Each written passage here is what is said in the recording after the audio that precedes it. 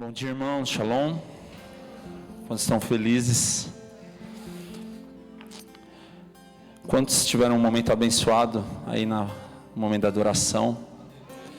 Eu confesso, irmãos, ouve o contexto inteiro, senão você vai sair falando que o pastor está em trevas. Mas eu confesso que fazia tempo que eu não tinha um culto tão escuro na presença de Deus, assim, em ambiente. Porque muitas vezes a luz está apagada, mas a gente está com o olho focado na distração. E eu não tinha nada para olhar hoje. Então a única coisa que eu fiz foi ficar o tempo todo do louvor com os olhos fechados. Eu não vi nada, não vi quem chegou, não vi o que estava acontecendo. E assim, no ambiente natural, foi o culto mais escuro para mim. Por quê? Não foi uma luz que fez o culto ficar escuro. Não foi uma equipe bonita, mas foi realmente começar de dentro para fora. E a ideia desse culto é exatamente isso, irmãos. Não é a gente fazer um culto bonito. Isso a gente aprende, a gente consegue. E outra, tem lugar que faz muito melhor que a gente até. Mas a ideia é realmente que a gente volte à essência. Eu confesso que nesses 30 minutos, até antes, né, eu cheguei um pouquinho, estava aí, uns 10 minutos antes eu sentei, fui orar. O quanto que muda o nosso ambiente. E esse é o desafio desses dias. É claro que depois vamos voltar com a projeção, vamos voltar com a iluminação, porque isso também é estratégico, muitas vezes, para a gente ter um ambiente aconchegante, um ambiente de adoração gostoso. Mas o que nós queremos nesses dias, irmãos, é mostrar que nós não precisamos disso para adorar a Deus. A igreja de Atos, a igreja primitiva, não precisava disso para adorar a Deus.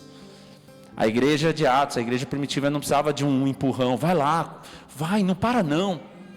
Pelo contrário, mesmo na perseguição eles estavam firmes. Aquilo que o pastor Neto falou na imersão, né? Enquanto que era para a igreja, para os irmãos, estava: Paulo, não desiste não, Paulo, continua, fica alegre. Era Paulo dentro da prisão falando: irmãos, não desiste não. Então não é o ambiente que muda, não é o ambiente que faz a gente ser um adorador, mas é o nosso coração. Então nesses dias essa é a questão de voltar à essência, entender que nós não precisamos de uma projeção, de uma luz, de uma banda completa, não precisamos de um ambiente sensacional como foi a imersão, ainda que tudo isso ajude, mas isso não é essência. E quando nós falamos de essência, irmãos, a essência nada mais é de voltar naquilo que é puro, naquilo que é essencial, aquilo que não pode faltar. Então, diante de tudo isso, nós aprendemos que tem muitas coisas que pode faltar. Se acabar a luz, ontem no meio do culto acabou a luz, o culto não parou. Se não tiver projeção, não vai parar, porque não é isso que faz a gente ser um adorador a Deus. Então, o que nós precisamos entender é o que é a essência de verdade. A essência não é aquilo que nos distrai. E pelo contrário, irmãos, muitas vezes aquilo que até ajuda pode ser uma distração e tirar o nosso foco. Por isso, nesses dias, irmãos, me entenda, você é incisivo nisso. Separa um tempo de qualidade. Eu comentei, mandei hoje no grupo para os irmãos, eu falei: irmãos, tirando essa hora que você está aqui, você vai ter 23 horas para ir no banheiro, para conversar, para brincar com criança, para comer, para tomar água. Então eu acredito que você consegue separar uma hora de excelência, uma hora totalmente dedicada a Deus. Coloque seu celular no modo avião. Eu nem peguei meu celular, nem sei onde está lá, porque eu não usei e não quero usar. Eu gosto de muitas vezes postar algo, como até um intuito evangelista, né? De evangelizar, de um irmão poder vir. Mas nesses dois cultos, irmãos, a ideia é nós desaparecermos. Nós não precisamos fazer nada. Naturalmente falando, muitos podem falar: pastor, é ruim porque não vai ter postagem na igreja, não vai saber se tem culto. Irmãos, não é disso que a gente precisa. O nosso propósito principal não é fazer uma divulgação, ainda que isso ajude. Então a questão da essência é quando tudo aquilo que é supérfluo sai e só fica o que realmente é necessário. E diante disso, nesses dias, é isso que nós precisamos identificar: o que é realmente necessário e o que é supérfluo. O que é supérfluo? Aquilo que a gente vive sem. E essa é a grande questão: quanto que nós estamos definindo o que é essência? Porque essência é conectar de fato com aquilo que é verdadeiro. Essência é de fato conectar com aquilo que é necessário. E diante disso, irmãos, a gente começa a perceber um monte de coisa que não é necessário. Até ajuda, até favorece, mas na mesma medida que favorece, pode desfavorecer também. Eu não vou falar sobre tecnologia hoje, não vou falar sobre isso, mas você já percebeu que a tecnologia, ela tanto pode aproximar quanto afastar alguém?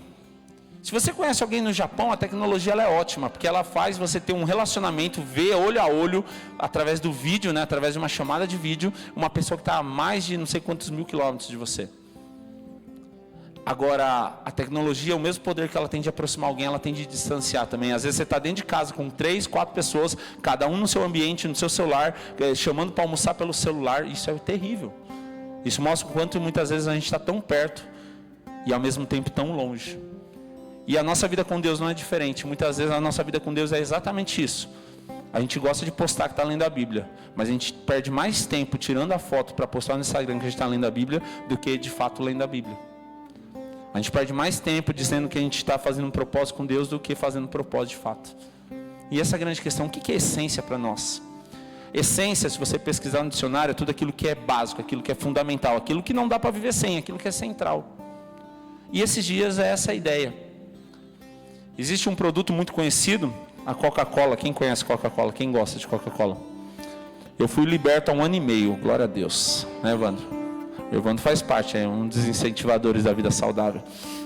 Irmãos, a Coca-Cola, se você for ver, todo mundo conseguiu copiar a cor, todo mundo conseguiu copiar a identidade vermelha lá, todo mundo conseguiu copiar o rótulo, todo mundo conseguiu copiar a embalagem, mas tem uma coisa que eles não conseguiram copiar até hoje. Qual que foi? A essência, o sabor. Entende? Isso exatamente. Muitas vezes a gente consegue copiar tudo, a gente só não consegue copiar a essência. A nossa vida com Deus é a mesma coisa. Você pode copiar, eu falo, eu vou copiar, vou ser igual o Cezinha, vou aprender a tocar violão igual. Pode parecer, mas eu nunca vou ser o Cezinha. E esse é o problema, muitas vezes a gente está querendo ser aquilo que a gente não foi chamado para ser. O problema é que fica pesado, porque a gente tenta ser, a gente tenta ser aprovado, a gente tenta ser reconhecido naquilo que a gente não foi chamado.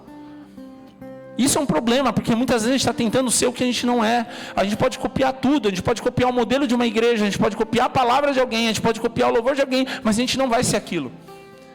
Isso também é um princípio que a gente precisa entender, entre a diferença daquilo que é original e aquilo que é falso. O falso você pode copiar tudo, mas a essência nunca vai ser do verdadeiro. E muitas vezes a gente está sendo desse jeito, irmãos. A gente copia o jeito de adorar, a gente copia a forma de ler, a gente copia o jeito de pular, de gritar, mas a essência não tem Deus, não tem Jesus. Isso é um perigo. A gente consegue se parecer com Cristo, mas a gente não tem a essência de Cristo. A gente consegue se parecer com um adorador, mas a gente não tem a essência de um adorador. Isso é um perigo. É uma Coca-Cola falsa. Eu estava pesquisando, irmão, sobre essência. Essência é algo que é essencial, necessário, não dá para viver sem. Mas a palavra essência, muitas vezes ela vem sido utilizada de um perfume, né? E eu estava pesquisando sobre isso, sobre um perfume. E é interessante, quem fala francês me ajuda aí, porque eu não falo. Mas quanto mais essência ele tem, mais puro ele se torna. Mas a grande e interessante situação é que nenhum perfume ele é 100% perfume, essência. Por que chama água de colônia? Porque ele tem um percentual de essência e o restante é água. Um exemplo, me ajudem aí, mas é a concentração de um perfume. Então entenda isso, o perfume não é caracterizado pela embalagem, pela marca ou pelo preço, mas é pela essência. É mais ou menos assim, um outro contexto para a gente entender melhor. Suco. Você já viu o suco no mercado? Tem a mesma marca, tem suco que tem 10% de suco, tem 30% de suco, tem 1% de suco e tem 100% de suco. Como que eu diferencio isso? Eu não preciso nem ler o rótulo, ver o preço. Porque quanto mais essência, mais puro, mais valioso. O perfume é a mesma coisa. E eu estava pesquisando, eu vou falar a tradução e eu vou tentar falar francês. Sabe falar francês, Evandro? Evandro é bem culto, Evandro deve saber me ajudar aí, ó. Então fala aí. A concentração de um perfume que tem a essência. Escreve EAU, fala como? Eau de fraîche, é isso? Água fresca. Como que fala? Mas vamos lá, tradução, fala água fresca, que é, escreve F-R-A-I-C-H-E, é água fresca em francês. Eau de fraîche, deve ser isso. Tem 1 a 3% de essência. 1 a 3% de essência. A água de colônia, nem vou arriscar falar francês mais, porque eu não quero ser chacota aqui. Água de colônia, que é muitas coisas que você compra aí. Quantos já viram lá um perfume? Água de colônia. É a maioria que a gente usa. 2 a 5% de essência. Água de banho, que chama eau de toilette, 5 a 15% de essência. Eau de parfum, deve ser isso, água de perfume, 15 a 20% de essência. E perfume, né, o extrato perfume, de 20 a 40% de essência. Mas sabe o que é interessante tudo isso? Nada é puro. Isso nos ensina uma lição. Muitas vezes a gente está desse mesmo jeito. A gente até tem essência, mas está misturado. está adulterado, tem um pouquinho de água, a gente está misturando. Porque, acho que o Daniel falou isso, na verdade toda palavra acaba tendo um filtro, por isso a gente precisa ter acesso direto à palavra. Você não precisa só do pastor, ainda que é importante a gente estar reunido aqui, mas toda palavra vai ter um filtro. Por isso a gente precisa ter acesso à palavra, para ter 100% da essência. E isso, quando a gente aprende isso, irmãos, a gente precisa avaliar, será que a nossa vida não está tipo um desses perfumes? Quanto mais água, menos valor. Quanto mais mistura, mais perde valor. E muitas vezes a nossa vida está desse jeito. Eu adoro a Deus, mas da mesma forma que eu levanto a minha mão para adorar a Deus, e eu abro meus olhos, elevo meus olhos para o monte para dizer que Deus é santo, meus olhos estão vendo pornografia. Isso é mistura. Isso é água na essência. Não, eu adoro Deus, eu falo que Deus é santo, mas na mesma boca que eu declaro que Deus é santo, eu estou falando palavras torpes. Isso é mistura, isso é colocar água na essência, não é puro. E muitas vezes é assim que a gente está vivendo. E por isso a gente precisa voltar, porque sabe, irmãos, o maior fracasso da religiosidade é dentro da igreja. Você cuidado que você está falando, é besteira isso, você está na casa de Deus, mas lá fora você tem liberdade de falar. Não, como que você ousa aqui dentro falar essa palavra, mas lá fora você fala todo dia e você acha lindo. Isso é o perigo da mistura. Você escolhe um ambiente para ser santo e os outros lugares se torna vão, se torna indiferente. Então, trazendo esse contexto do perfume, eu estava estudando sobre essência. Muitas vezes a nossa vida com Deus está vivendo desse jeito.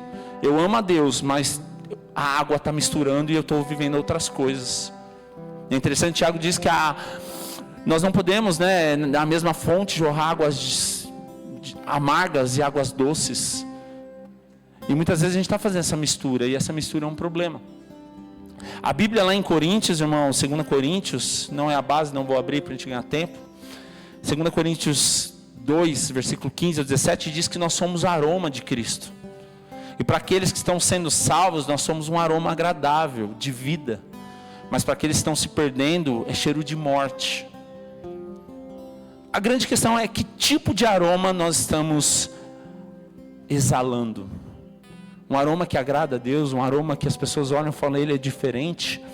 Ou um aroma de fato que gera morte.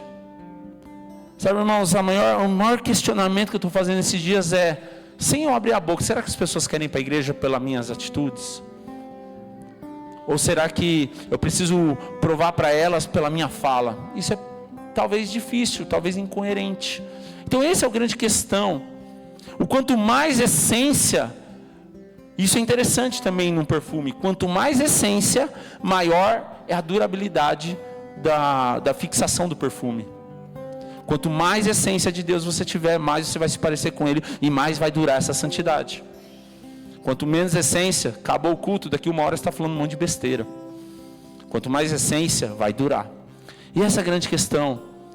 E é isso que nós queremos trazer nesses dias, irmãos. Ser relevante não é mudar a cor da parede. Ser relevante, a igreja é relevante porque tem o que a outra igreja não tem, uma luz. Isso não faz a gente ser relevante. O que faz uma igreja ser relevante é uma igreja que adora a Deus, uma igreja santa, uma igreja que busca Deus, uma igreja que a essência é tudo. Irmãos, não tem problema modernizar, senão você vai falar, pregou tudo isso para daqui 2 semanas, 1 mês voltar à luz. Não tem problema modernizar. Agora tem coisas que são inegociáveis, a essência é inegociável. A essência, ela é inegociável. Tem coisas que mudar de cor é negociável. Agora a essência é inegociável. Tem coisas que é negociável, irmãos, mas princípio é inegociável. Mudar o horário de culto é negociável. Mudar a cor do salão, mudar o tempo do culto, mudar a dinâmica do culto, a liturgia do culto, tudo isso é conversado, é negociável. Agora, princípio é inegociável, Jesus é inegociável, a palavra é inegociável, o caráter é inegociável, o compromisso é inegociável, fidelidade é inegociável. E quando nós falamos sobre ser inegociável, aliás, nós falamos sobre amor. O amor é a base. É interessante que nós vemos quando tem amor, irmãos, o amor ele não rouba, o amor ele não mata, o amor não vive no pecado, o amor não negocia princípios, e a essência para viver é o amor não gera contenda. Gálatas, capítulo 5, versículo 14, abra sua Bíblia, quem trouxe Bíblia diga amém. Quem vai ler na projeção diga misericórdia, porque hoje não tem. 5, versículo 14 ou 14. Quem achou? Depois de Coríntios. A minha Bíblia é a versão NVT. Diz assim, quem achou, diga amém. Quem está procurando?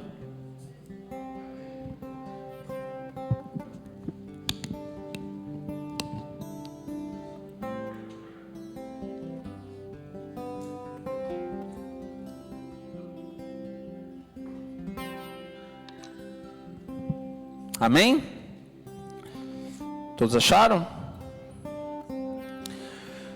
Diz assim: pois toda a lei pode ser resumida neste único mandamento: ame o seu próximo como a si mesmo.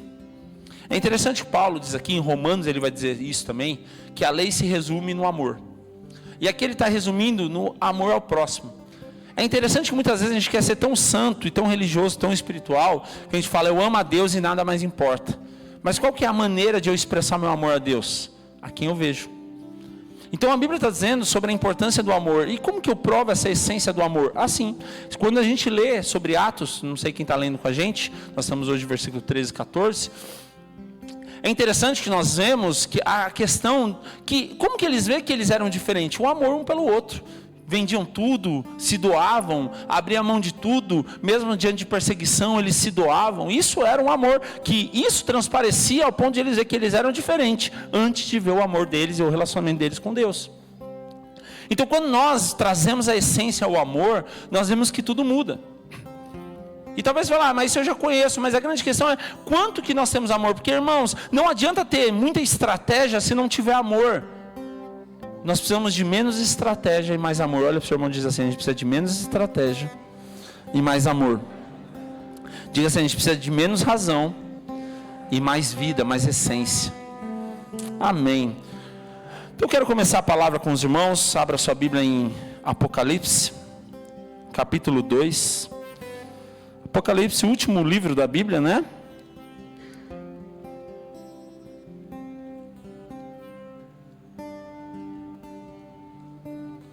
Capítulo 2, do versículo 1 ao 7.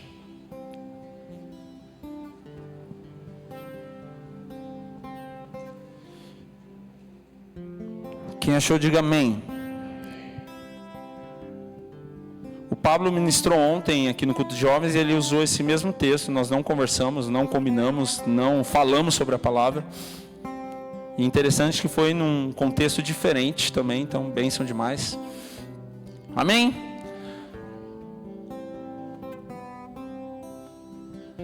Escreva esta carta ao anjo da igreja em Éfeso.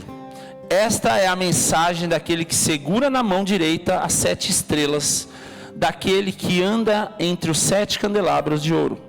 Sei que tudo o que você faz e vi seu trabalho árduo e a tua perseverança. E sei que não tolera os perversos. Examinou as pretensões dos que se diziam apóstolos, mas não são, e descobriu que são mentirosos. Sofreu por meu nome com paciência, com perseverança, né, e sem desistir. Contudo, tenho contra você algo, uma queixa. Você abandonou o amor que tinha no princípio, o primeiro amor. Veja até onde caiu, arrependa-se e volte a praticar as obras que no início praticava. Do contrário, virei até você e tirarei o seu candelabro de seu lugar entre as igrejas. Mas a isto, a seu favor, você odeia as obras dos nicolaítas, como eu também odeio. Quem tem ouvidos para ouvir, ouça o que o Espírito diz às igrejas. Ao vitorioso darei o fruto da árvore da vida que está no paraíso de Deus. Amém? Feche seus olhos. Senhor Jesus, essa é a tua palavra, nos dá revelação nessa manhã, nos traz ensinamento sobre essa palavra, que nós não vamos sair daqui apenas com uma informação, mas nós vamos sair daqui com revelação, com transformação. A verdadeira revelação, ela transforma, não só traz informação, ela transforma, não só traz conhecimento. Por isso, nessa manhã, nós queremos te pedir, Deus, nos traz revelação. tire nós desse culto de uma maneira diferente hoje, que nós possamos sair daqui diferentes do jeito que nós entramos, em nome de Jesus, amém. Irmãos, é interessante aqui, né, nessa visão que Jesus dá a João sobre as 7 igrejas, e essas 7 igrejas ficavam na antiga Ásia, né, e essa igreja de Éfeso, antiga Ásia, o que hoje é chamada de Turquia, e é interessante aqui que nós aprendemos algumas coisas nesse texto. Essa era uma das maiores cidades da Ásia, e é interessante que essa igreja, ela não existe mais na Turquia. E por que essa igreja acabou? Porque acabou o amor. O amor é a base. Quando acaba o amor, acaba tudo. É interessante que era uma das maiores igrejas, mas o Senhor disse, se você não se arrepender e não mudar, eu vou retirar o candelabro. O que era o candelabro? A luz, né? A igreja. E foi tirado. Então isso nos ensina algo. Se nós não voltarmos à essência, nós vamos nos tornar apenas meros religiosos, mas na verdade Deus vai tirar de nós aquilo que nós temos. É isso que a Bíblia está ensinando. É interessante esse texto, que antes de Jesus trazer uma correção para a igreja, ele traz vários elogios, e elogios válidos, porque era uma igreja esforçada, era uma igreja dedicada, era uma igreja que chegava 1 hora antes para ligar, para arrumar o som, para arrumar o salão, era uma igreja que vinha ensaiar na sexta-feira, era uma igreja que orava meia hora antes na salinha. Estou usando referências nossas para mostrar a realidade, tá?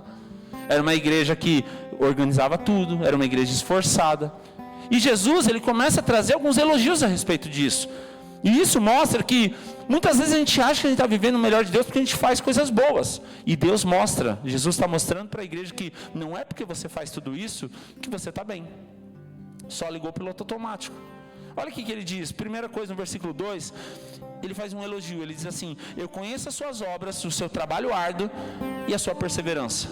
Irmão, seja sincero, quem não queria ouvir de Jesus? Márcio, parabéns, eu conheço a sua obra, a sua perseverança e quanto você é esforçado.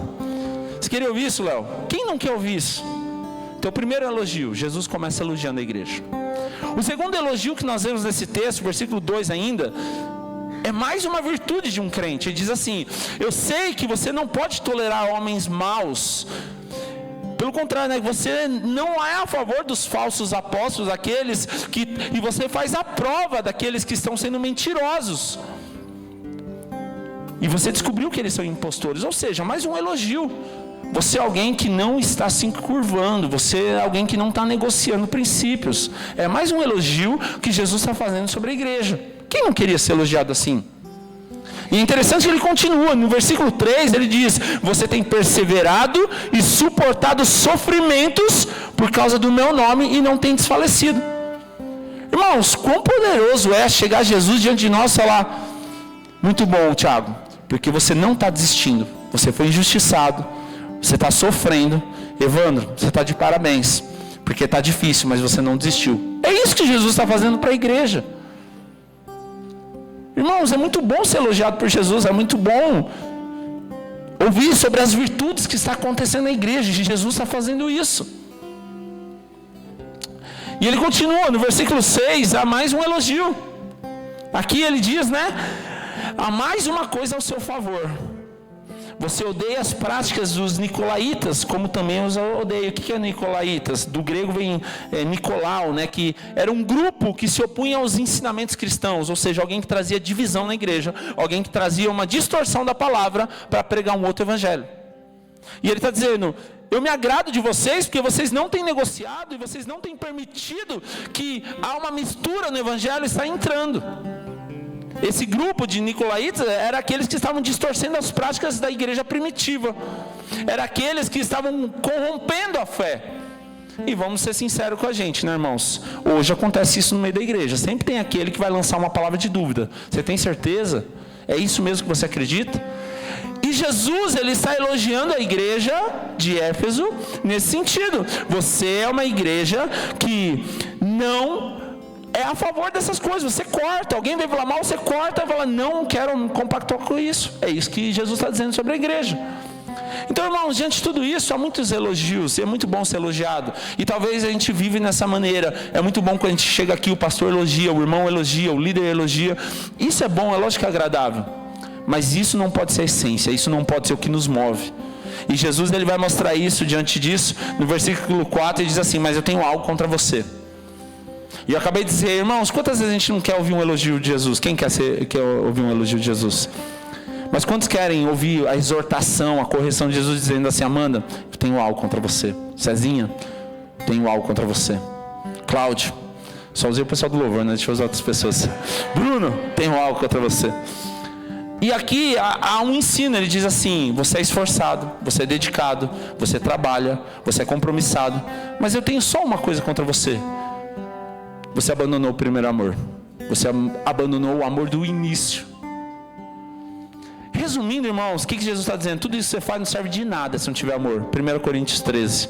Ainda que eu tivesse amor, se eu falasse a língua dos anjos e não tivesse amor, de nada valeria. Ainda que eu movesse montanhas, se não tiver amor, é só barulho. E é isso que Jesus está trazendo, falando: não adianta nada ser uma igreja que começa cedo, arruma tudo, organizada, faz o melhor culto. Se não tiver amor, só virou espetáculo. Acabou o espetáculo, vira a cara, cada um vai embora e acabou. Virou um circo, virou um show, virou uma casa de talento. E Jesus está mostrando isso para a igreja, no sentido de trazer a essência, falar: irmãos, não é só fazer boas coisas, não é só ter um trabalho legal, não é só ser o melhor naquilo que você faz, mas tem que ter amor. E sabe o que isso nos ensina, irmãos? Tudo aquilo que nós fazemos sem amor só se torna um crítico. Porque quando tem amor, tem essência, tem vida. Mas quando não tem amor, só se torna aquele crítico. Isso aí não sei não. Quando tem amor, é correção. E a Bíblia diz em Apocalipse, se a gente continuar, dizendo que quem ama, ele corrige. Quem tem amor, corrige. Então quem tem amor é correção. Mas quem não tem amor é só crítica vazia. Só crítica de quem nunca construiu nada. E na verdade nós estamos vivendo isso. Nós temos muitas pessoas que querem ensinar aquilo que não vive. Querem falar aquilo que não faz. Ou seja, o amor é a base. E eu quero enfatizar nessa palavra sobre isso. É o que Jesus está nos ensinando aqui. Todo trabalho sem amor não vale. Todo trabalho excelente, se não tiver amor, só virou uma tarefa. Você virou só um profissional na área daquilo que você está fazendo. Talvez a gente virou um profissional em pregar a palavra, a gente virou um profissional em abrir o culto, a gente virou um profissional em tocar 3, 4 músicas, a gente virou um profissional em ligar o som. Mas a grande questão é: será que isso tem essência de Jesus? E quando Jesus diz assim: eu tenho só uma coisa contra você, e Jesus está sendo bonzinho aqui, né? Porque só uma coisa, aquilo que anula tudo que foi feito antes. Eu só tenho algo contra você, você faz tudo, mas não tem amor. Ou seja, você não faz nada, porque sem amor tudo isso não vale. E é tempo de a gente reavaliar isso, irmãos. E alguns textos na Bíblia, 1 João, capítulo 4, versículo 8. 1 João...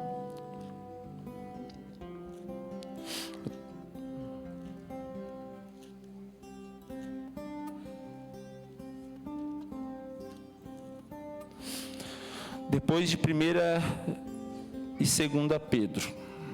1 João, capítulo 4, versículo 8.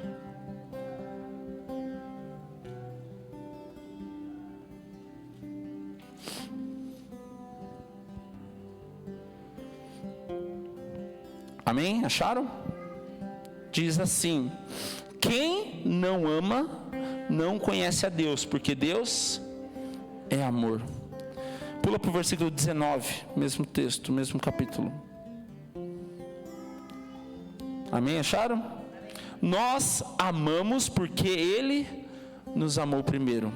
Volta para o versículo 16, mesmo capítulo. Sabemos quanto Deus nos ama e confiamos em seu amor. Ou, na outra versão diz: todo aquele que permanece no amor, permanece em Deus e Deus nele. Deus é amor. Irmãos, sabe o que é interessante todos esses textos? Nós estamos vendo sobre a essência que é o amor. Talvez falar: mas essa palavra eu ouvi há 30 anos atrás quando me converti. E se isso não te toca hoje, esse é o problema. Porque a gente acha que a gente cresceu demais e eu preciso de uma palavra mais robusta ou mais cheia de alimento, e às vezes a gente perde o valor nessas coisas. Essa é a grande questão. Quando a gente perde o foco em Jesus, essas coisas se tornam sem atenção, sem valor. E no versículo 5, voltando para Apocalipse lá, ele faz uma advertência. Primeiro ele faz 4 elogios. depois ele faz uma exortação, uma correção, uma chamada de atenção. E aqui no versículo 5 ele faz uma advertência. Ele diz assim: veja onde você caiu, se arrependa e volte a praticar as obras do início. Primeiro amor. É interessante o primeiro amor aqui, irmãos, eu falei isso esses dias, mas muitas vezes a gente associa ao quanto que eu amava Deus no primeiro dia que eu conheci Ele. Mas a Bíblia, ela aponta o primeiro amor a ser Jesus. Jesus nos amou primeiro, Ele é o nosso primeiro amor, Ele é o primeiro amor. Então quando nós estamos falando do amor aqui, nós estamos falando de Jesus. Voltar ao primeiro amor é voltar a Jesus. E é interessante que ele diz: veja onde você caiu, se arrependa e volte às obras do início, volte ao primeiro amor. Sabe o que é interessante aqui, irmãos? Muitas vezes a gente liga o piloto automático e fala: vamos fazendo. É o que a igreja estava acontecendo aqui, a igreja de Éfeso. Mas de repente, aqui nessa advertência diz assim: veja onde você caiu. Ou seja, para. Talvez você está correndo muito. Talvez você ligou o piloto automático. E você está se enganando porque está dando certo. E nem tudo que dá certo quer dizer que é de Deus. Você está fazendo, a igreja está enchendo, o culto está bom. Mas quem disse que é Deus que está fazendo? É mais ou menos isso que Jesus está dizendo assim. Por isso ele fala: pare, veja onde você caiu, se arrependa e volte às práticas do início. O que é isso, irmãos? Já explicamos isso também. Arrependimento, metanoia, mudança de mente. O que é isso? Ele fala: para, você está indo para o caminho errado. Para, veja onde você caiu, se arrependa e volte para as primeiras obras, as primeiras práticas, o primeiro amor. Sabe, irmãos, porque muitas vezes a gente não para e não se arrepende porque a gente não tem tempo. Não, eu tô correndo, tô trocando a roda do carro andando. Vamos que não tem tempo a perder. E a gente vive nesse acelero, né, nessa geração. Mas o que Jesus está nos ensinando aqui é que há momentos que a gente precisa parar. Porque no momento que a gente para, que a gente se lembra onde caiu. E quando eu me lembro onde eu caí, eu posso me arrepender. Por que hoje tem pouco arrependimento na igreja? Porque você não tem tempo para parar. Você não tem tempo para pensar. Você não tem tempo para refletir. Você não tem tempo para... Opa, peraí, deixa eu ver se está certo isso. Porque nós nos iludimos, irmãos, a achar que só porque está dando certo, Deus está no negócio. Não, porque Deus está dando certo, Deus está nisso. Será mesmo? E é isso que Jesus está nos ensinando a trazer a realidade. É tempo de voltar à essência. Porque ele diz, depois de uma segunda advertência, ele diz assim no versículo 5 ainda: porque se você não se arrepender, eu tirarei o candelabro do seu lugar. O que é o candelabro no contexto aqui de Apocalipse? É a igreja.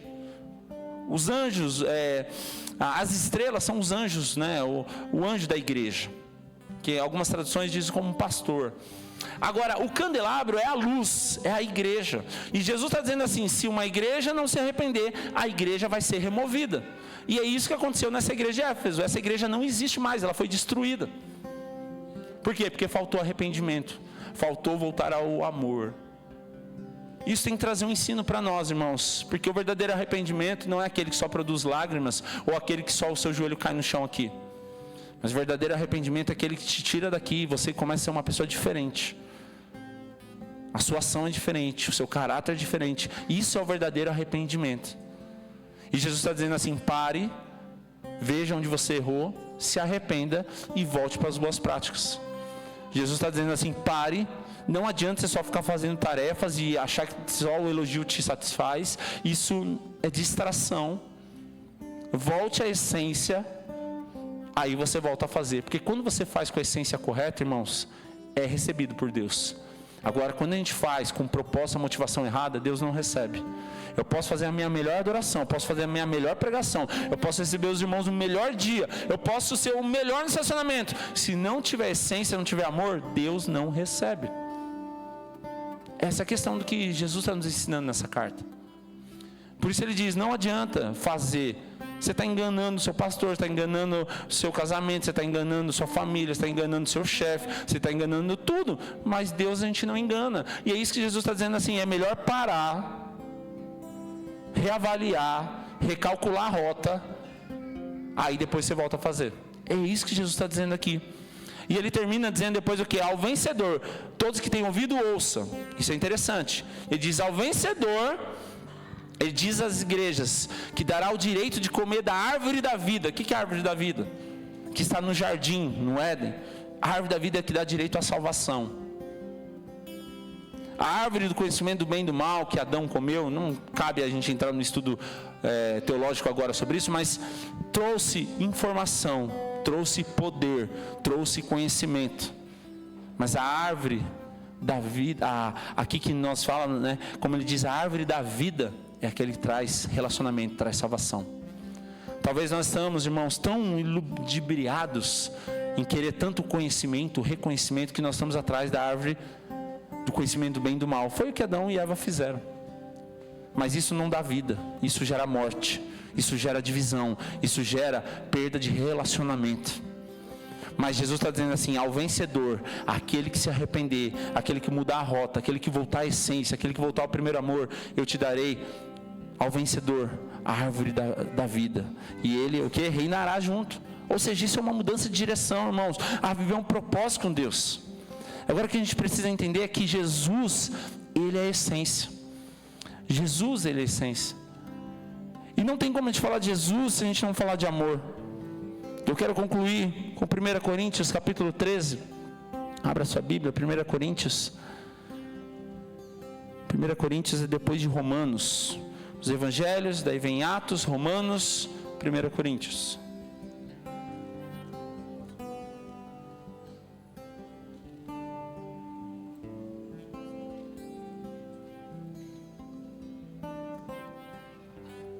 Quem achou, diga amém. Versículo 8. Acharam?